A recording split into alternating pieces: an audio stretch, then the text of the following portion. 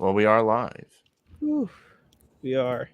because I got all the notifications. It's time for my Wi-Fi to really struggle because I have Facebook open. Is that really what is going to do you in? Sometimes, yeah, Or is it'll that- do it. Well, Okay. say that again, Tim. Hello.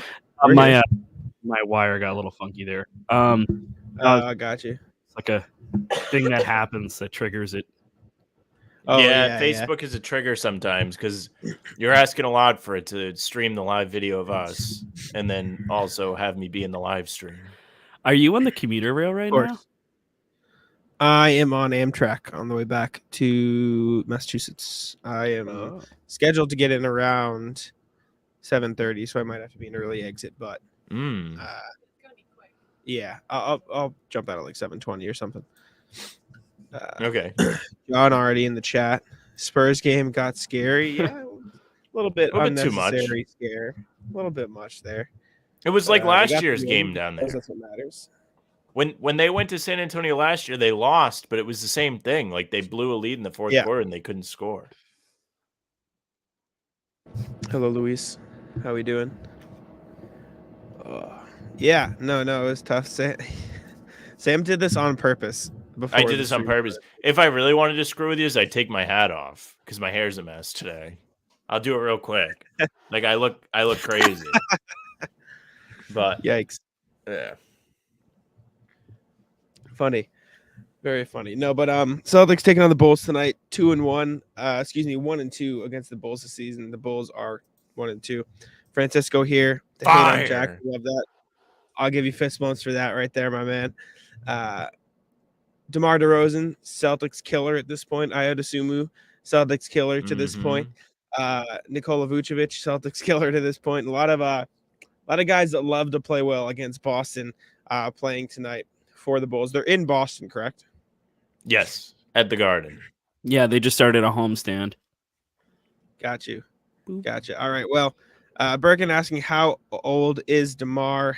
Gonna be what, 32, 33? I think we checked this last time we were on. He's old. He gets the handicap plaque. Watch yourself. It doesn't mean he can't play. How would you dare say that shit? He's not that old. He's not that old. He's a good player. Yeah. He is 33. If you want to blame anybody, Jack was the one that was out on him first. It's not even a matter about being out on him. We're glad to steal notes from us anytime, my man. Shout out Ben. Recognize the logo. But I was very out of him. I think a lot of people were before he signed with the Bulls. Fist bumps to Phil. It just doesn't seem. I probably said this. DeMar DeRozan's game is built to be the best player on a team, and if he's not the best player, he doesn't fit as a complimentary star. And I just didn't think he could be that, and he has been that for, in my defense, a very mediocre team. And that is what it is, and the injuries have definitely hurt them. But I don't know. It's just like similar to Russell Westbrook. Like I still think Russell Westbrook can be a good player, but his game is built to be the centerpiece of a team. And if he's not going to be that, then he's probably going to hurt the team. And Chicago was just a good landing spot for DeRozan to be that centerpiece. So I mean, shout out to him. Happy for the guy. He's playing great. So yeah. I wonder if Chicago could shift that team around to where they'd actually be able to be competitive. Because with DeRozan, with DeRozan as their guy, because I think he's a good enough player to be the best guy, not on a real championship team, but to be a fun team to where they could be a team where you don't want to play them in the playoffs. Like he is a killer enough to really win a game down the stretch. I mean, we've seen it plenty of times when he was in Toronto and more recently when he was in Chicago, he's been a real pain in the ass. But I don't know. I wonder what they would have to do. Levine seems to be getting settled in there now where he's not creating a bunch of issues and being a rat anymore. So maybe they're not going to blow it up. Who knows? There's a lot of speculation on what they're going to do ahead of the deadline, whether it's going to be DeRozan or Vucevic. It doesn't sound like it's going to be Levine anymore, though. I don't think it should have been. Like, I don't know. I can't see them moving on unless he asks to be traded, because he's the youngest of those guys. In terms of like who fits their timeline more, you're probably going to lean more with Levine. Yeah. In terms of Vucevic, that goes down as one of the dumbest moves they've made. Like I thought that was a dumb deal. I thought it was bad at the time. It was way too much for Vucevic, who has never been proven to be a winner because he was in Orlando for all those years. Really solid player, but just like he's not what they thought he would be. And I mean, he's still like serviceable in some ways, but there's something going on with that Bulls team because last year they couldn't beat any of the top teams in the East, but they would beat Now up they on can. the lesser teams. Now they're And I only know beating That's the all top they teams. can do. it doesn't make sense. Like I want someone to try and explain it to me because now they're terrible against all of these lesser teams, but they're beating up on the top 3, top 4 teams in the East. I think their record is still really good. I think did they beat the Nets the other night? So I think they've They only got broke like the one or streak. When Brooklyn won 12 straight, that was the team that they lost to, Chicago. And in fairness to which is Chicago, crazy. I mean, it's not a huge accomplishment, but compared to where they were earlier in the season, they're up to the 9 seed. They've won 7 out of their last 10. They're only a game and a half out of the 8 seed, which again, like I'm not trying to praise a mediocre team, but for a team that looked like they were heading for the bottom of the lottery, they've turned things around a little bit. And the teams in front of them, i.e. the Heat, Knicks, Pacers, they're passable. So if they really did want to make a push for that, top of the play-in, I know that they could get there. If you caught any of that, because I'm clearly frozen. We caught a little bit of that. No, we got Most of you. it. I think you got through. I don't know about now. Now you look like you're frozen. Like but they get it out for the time being. Yeah. You're Oh, good now. yeah. Yeah. You're flitting in and out. But the Bulls have shifted I'm into that breaking up. I Pacers made my- spot, it feels. Do you think so, Tim? I feel like they're kind of going to be that middling team that's never going to be bad enough to get the top pick, but they're not going to be good enough to really be any kind of contender. They're just going to be around 7, 8, 6 with the current group they have, unfortunately for them. It's that NBA purgatory, right? Like it's like the Mhm. worst spot to be in if you're in the NBA. I think the worst thing about it was, I think this team has a very different trajectory if they have a healthy Lonzo Ball. And that is kind of the caveat of that whole team. He's a really, really good creator. He's very good defensively. His 3-point shot has come along, but he's very, very capable of creating in transition for them. Like his ability to pitch the ball ahead would have been amazing if he was out there, because I think it helps players like Javonte Green get out and running, who's very, very good on the fast break, even when he was with the Celtics in a very lesser role than what he's got now in Chicago. But I think there's a lot there in terms of what Chicago's got. Like they've got a really solid pieces like here and there. It's just a matter of how it's all fitting together. Someone mentioned in the chat, it might have been Birkin. I'd have to go back and check. Or Landon was talking about it. Is Billy Donovan the right coach for this team? And to be honest, I don't know. I really don't know. There's a couple of different teams around the league that they've got some good pieces, but it's just a question of whether or not that coach is the right fit. And unfortunately for Billy Donovan, maybe it's the time, but I don't know. I mean, to credit to what Jack said, I mean, they started turning it around. Yeah, Lewis was saying it was, okay. Sorry, flitting through there, in and out. Yeah, so I don't know. That is a fair question. What do you guys think? I think he might be, because you saw them play real well last year under him. I think the big problem for Chicago is Lonzo was their motor. Once Lonzo went out, the team fell off a cliff. They were playing good defense. Him and Caruso were really a great duo defensively, and they both got hurt last season. And once that happened, they never got back. And Lonzo still hasn't come back from that injury. He had surgery, and he's still working back from that. But I don't even know if Jack meant to put that on the public chat or the private chat. But yeah, Chicago has not ever recovered from losing Lonzo. He's been a huge piece for them. And again, since he went down, the team hasn't played as well. I don't know if that's the fault of the coach or really anybody. I don't know if it's anybody's fault, but I don't necessarily like putting the blame on Billy Donovan here. I just don't think they really have great pieces to win. Like Levine doesn't do anything for me. I've said it many a time. DeRozan is their best player, and he's the one that's having to do all the scoring down the stretch. Like he doesn't really have much of a 3-point shot. The team is like built for 10 years ago. Yes. Welcome back. I was trying to say this. Robert Williams is starting tonight. Oh, I saw hashtag breaking. That's why I was staring at the couldn't, screen. I was like, where is it? Where is it?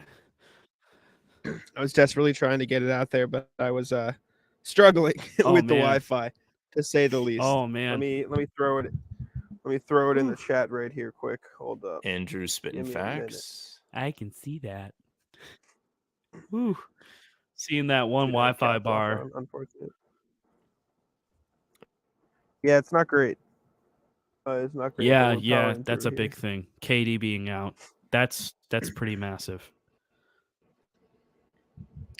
There you go.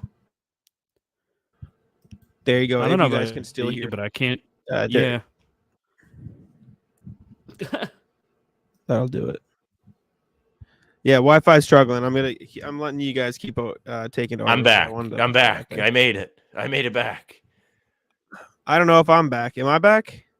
You're back. I'm back. You're back. Tim's lagging right now. Tim DC'd. Oh, yes. The whole stream's going to crap. Oh my God. What the hell just happened? Whoa. We all caught it. I think my router went red. Jack was lagging. Tim lagged. See, this is the Sam stream. This is everybody gets the crazy thing what I is feel. My Wi-Fi is rock to Wi-Fi all around.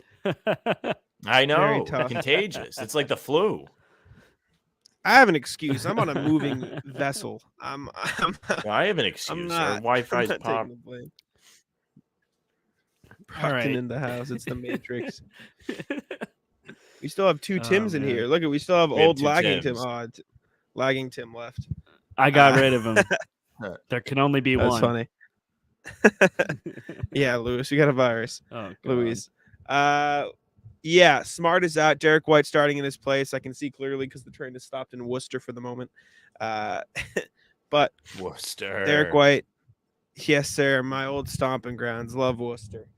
Jack, are you on a bus? I'm on a train, Ben, actually.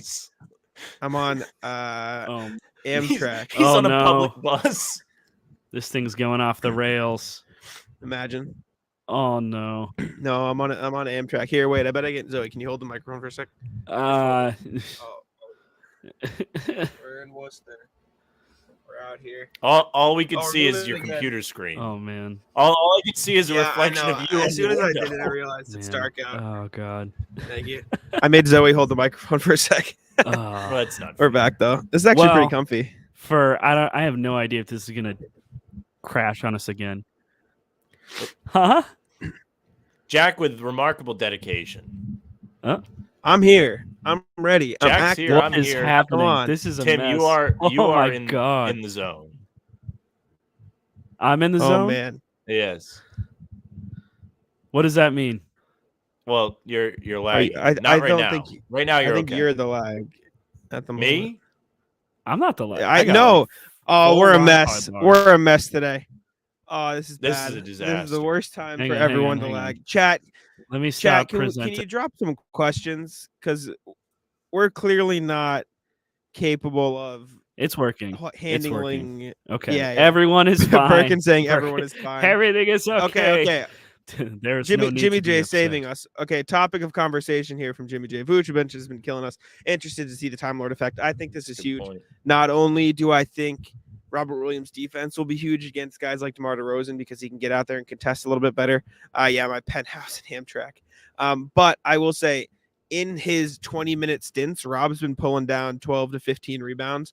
Interested to see how many tonight. I'm not saying he's going to get 20, but like if he can pull down 10 to 15 in his time on the court, he should be a big help fending off Vucevic on both sides of the ball.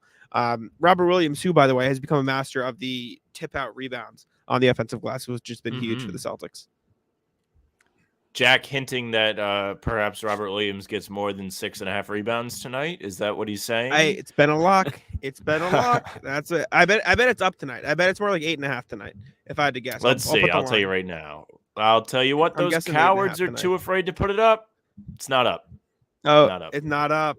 Nope. Is his points, rebounds, assists? Nope. All three? Does he have all three? Nope. Wow. They don't have any of them. Cowards. I bet if you looked earlier in the day, it would have been 6.5 before they made the decision. I will also say, though, Derek White over 1.5 threes. Grant Williams over 1.5 threes. We're not there yet. I'm gonna have to go. I'm not gonna be here when we do it. I'm gonna be gone. But back to Vucevic, I think that is the number one story. Yeah, Magic will be here. Mm-hmm. Yeah. I don't know if this is necessarily a terrible game for Smart to be out. I think DeRozan's going to get his buckets regardless. You can try and throw him off the game all you want, but he's going to be their main bucket getter. He was the guy who's gotten to the line. I love your enthusiasm, Phil. I don't know if he'll get 10 blocks, but 9. I'm pretty sure he had 9. Was it 9? In that game, no? God damn, that's so many. You might be right. I don't know if this is necessarily. Oh no! Wait, did they lose us?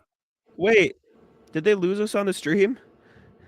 No, I hope not. Oh god, we're here. We're still here. This is a mess. Can you guys hear us? Please tell us if we've recovered or not. Okay, I'm gonna leave and then come back and see if it's. What is happening? Can you guys now see we can all see each other.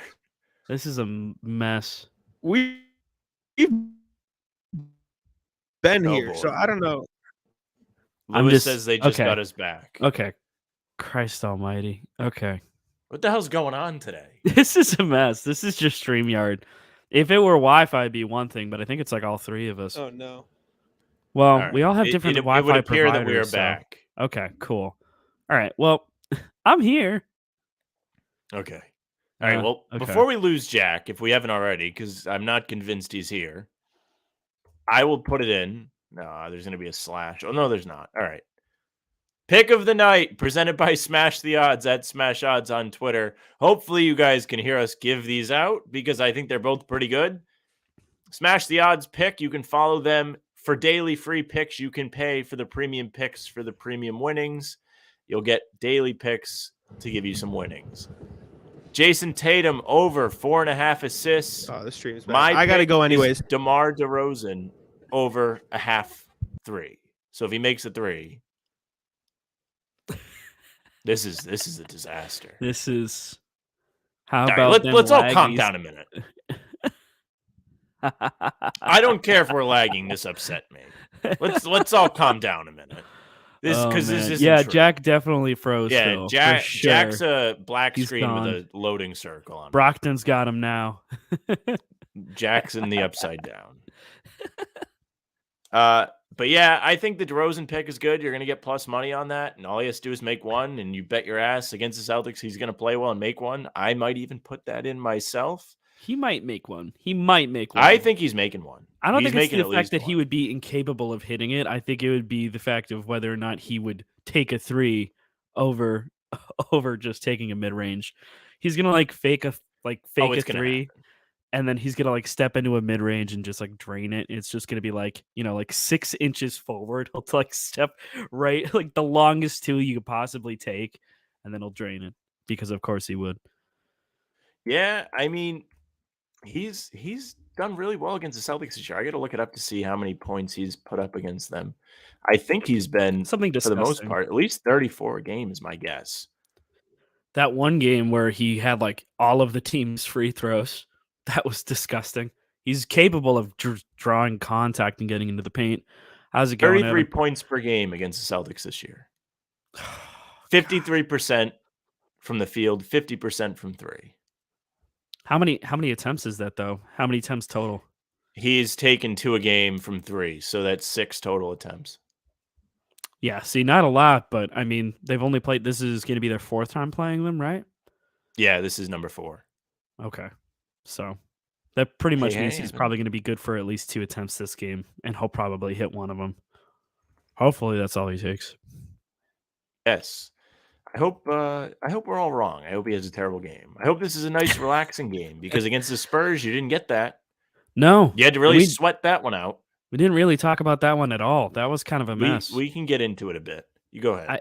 I think the toughest thing was the Spurs were missing multiple key guys, and you still ended up having issues. And part of that, I think, is also rotational stuff. I think Malcolm Brogdon should have got some more minutes. He looked great. He's starting to get his groove back.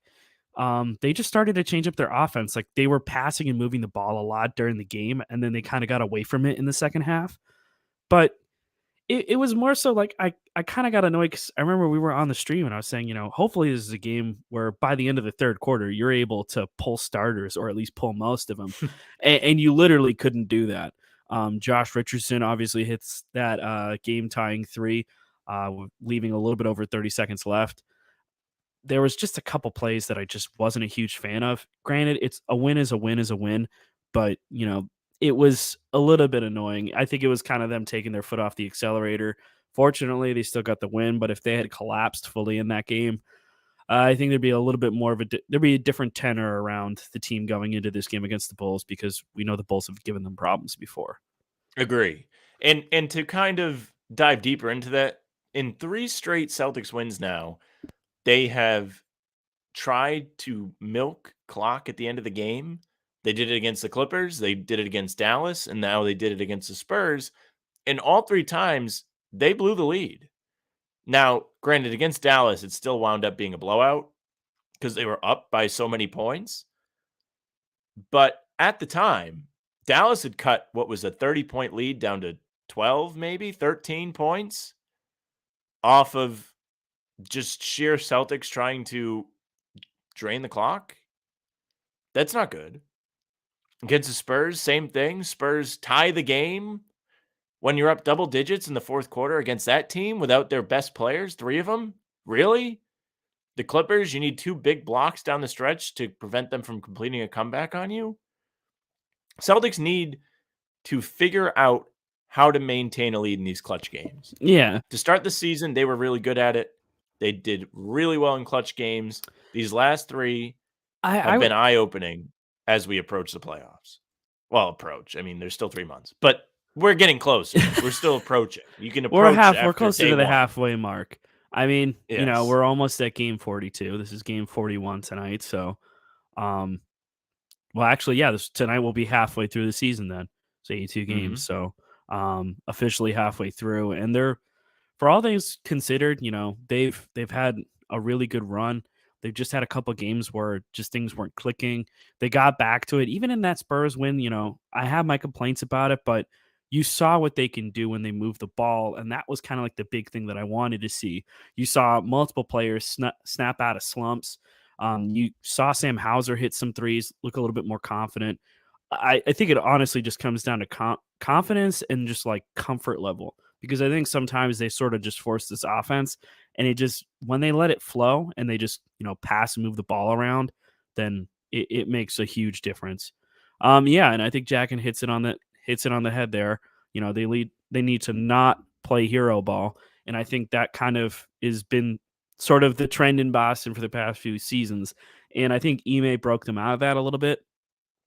I think a new offense under Joe, when it first came in, that's what they were doing, is they were moving the ball around. Things were clicking.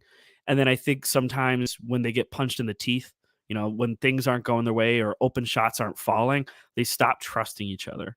And I think that they need to get away from that. Like, you got to be like, all right, well, shots aren't falling. Let's try and make it easier for ourselves. Not only are we going to try and create even more open looks with ball movement, but we're also going to try and, cut to the rim, draw defense away from the perimeter, or better yet, know how to attack a closeout. So just little things here and there that they tweak. And I mean, again, I'm not going to get upset about almost blowing a lead to the Clippers, because the Clippers are a good team. Even if they're struggling, it's still the Clippers, man. Like, they're going to be in the mix at the end of the day, but the Spurs should have been a little bit more comfortable to dispatch. Oh yeah. I mean, it's not necessarily that it was the Clippers. It's just the fact that they slowed down. They tried to milk the clock, and it didn't work out for them. One thing I do want to touch upon before we move on is Brogdon played really well against the Spurs. That was a really big thing to see, considering how poorly he'd been playing over the last, I don't know, month, half month, whatever it was. He'd been cold for a while, was missing layups. You couldn't trust him on drives. It was really getting frustrating to watch. And when poor play starts to build up like that, you start to get a little bit nervous. You're like, okay, what if this is permanent? Oh boy. Like, what if he's fallen off? What if he's lost a step? So I was personally really happy to see that he played well in that game. He was making threes, 5 of 6, had 7 assists off the bench. cracked 20 points, if I'm not mistaken. Like, he looked like the guy that everyone thought he was going to be before the season, the guy that played through November and the first half of December. So I'm looking for him to build on that tonight against the Chicago Bulls. He's going to have a little bit more run because Marcus Smart's out. So definitely something to keep your eye on. Andrew's saying Knicks have 2 All-Stars with Julius and Jalen Brunson. They don't, only because the East is so deep with guards that you can't. Yeah, it won't be Jalen Brunson, even though he's been great. And I'm not crapping on the Knicks, unfortunately, as much as I would love to. The East is so deep with guards. Jack and I went into this on the podcast last week, I want to say, and we were struggling. We were like, man, like Trae Young didn't get in for me, I don't think. Like, there are so many good guards in the Eastern Conference right now that, I mean, he's getting in line. Get in line. That's what happens when you add Donovan Mitchell to that mix and you consider Tyrese Halliburton too. Like, Tyrese got added at the deadline last season from the Kings. So like, Indy's got a couple really good players, and then you go ahead and you add Donovan Mitchell to the Cavaliers, and all of a sudden it's like both of those guys are gonna get all-star creds. Oh yeah. And then Halliburton you is a lock. And if Mitchell wasn't going so crazy this year, I would say Halliburton's a starter because of how not only has he turned the Pacers team around pretty much by himself. Like, you take Halliburton off that team's not good. But the fact that he's been able to just pull the strings and rack up that many assists, he's averaging a double-double as a point guard. There's like 3 players in the league with double-digit assists like that. It's crazy. He's going to take over the seat from what used to be Chris Paul's seat as the best point guard in the league. Like, he is just that good. That's why, like, when Wally Zerbiak was saying that stuff, I couldn't believe it, because Halliburton is that guy. Like, he is that good. And you just got to respect those guys. Do the Bulls have an all-star? He says no. I say no. Probably no, because right now, like we talked about, like, they're starting to turn it around, but they're still a little bit, in the middling spot. Jimmy J said this a little bit earlier, I think. I just want to scroll up and just find it here. Reading about that Tatum quote, question why Time Lord was getting taken out of the game. I think both Jalen and Jayson have said this, but they love playing with Rob. So, like, anytime that he gets taken out of the game, they're going to be like, why is this guy getting taken out of the game? Rob's fire. You just throw it up to him. He gets it. And also he's the defensive anchor there, right? So, like, he's your backstop essentially. So if anyone gets by, it's like there's like a comfort level of like, okay, I don't have to freak out about my man potentially getting behind me, because if I slip up, I don't have to overcompensate and potentially foul, because I've got Rob there waiting to help pinch on this. So, like, you have that comfort level. Like, he's the safety valve on that defense. So I think it's pretty clear that they just want to play with him more. And you know what? Take the quote as however you want to take it. But the guy is starting tonight. Like, the players spoke up, and then literally the next game, the guy's freaking starting. So that tells you, like, everything you need to know about where Rob is at, about what the team thinks about him, about what Joe thinks about him. Like, that just speaks volumes. Like, the fact that Rob got the nod already, I'm like, great, perfect, about damn time. So I'm with him. I get it. He shouldn't have been pulled late in game. It was a bad move. Yeah, Rob looks like he's back. The only thing that was holding him back, at least in my mind, was that he was on a minutes restriction maybe. And maybe it's been long enough to where he's off of the minutes restriction. If that's so, then he absolutely should get in the starting lineup. But if you're going to have him on a minutes restriction, simmer down, Evan. I think if he's going to be on the restriction, you got to pull him from the starting lineup just so you can get more out of him as the game goes on. I'd rather have him late in the game than at the beginning, even though I think having him in with the starters is important, especially as a team that has looked not great on the defensive end throughout most of the season, because you're so much better defensively with him. And that's not only important for setting the tone, but not letting the other team get any kind of confidence. If you come out and you shut down the other team, they have to start pressing. If you come out and you let them get open shots and things come easy for them, that's how you see games like OKC happen. Those guys get confident. You can't let that happen. And one more thing before we go, I got to put it in the chat, is this is new, but $20 off on SeatGeek if you use my last name, LaFrance, at checkout to save. This is for the podcast and the show. I wish it wasn't my name, but it is. So if you're checking out, if it's your first purchase, you'll get $20 off, and you can go to the Celtics game, or, well, you won't be seeing the Patriots now, will you? But whatever game you want to go see, $20 off. Take it. Go get paid. Give you a discount. Anything else before we go, Tim? It is 7:30. No, here's hoping we see a good effort from them tonight. I just want to get a win over Chicago. I think morally and like mentally, this is kind of game that they should come out and take, or that you would hope they come out and take, just to sort of get that monkey off their back. I agree with that. I think this is an important building block game too. I said it before the Spurs game just because this is an important week for the Celtics. The Bulls are a team that gave them trouble. Vucevic being probably the guy that's given them the most trouble on this team. Mm-hmm. Okay, if you beat them, that's great. Then you have the Pelicans coming into town Wednesday. That's a team you beat on the road this season. They're going to remember that. They're going to want to come into your house and beat you. And they are a good team. They're towards the top of the West. I'm not sure if they're first. They might be tied for first. They're in the top 3. And then you have the Nets on Thursday. Now, KD just hurt himself, so he won't be playing. But that Nets team has been hot. They've proven to have good rotation pieces to where they're deep enough to be a contending team, which is somewhat scary because at the top, they're real strong with KD and Kyrie. So it'll be a little bit of a test for them on Thursday. Not as much, not the test we thought we were going to see before yesterday, but a test nonetheless. Agreed. So that's it for us. The game's going to start in a couple minutes. Enjoy it. We'll see you Thursday? Wednesday. What day is it, Sam? Back to back. Yes. We'll be back Wednesday. It'll just be me and Tim. Jack's going, so no Jack. Wow. Thursday, Cheers. big show. Big show Thursday. All right. Oh. Bye, guys. Peace.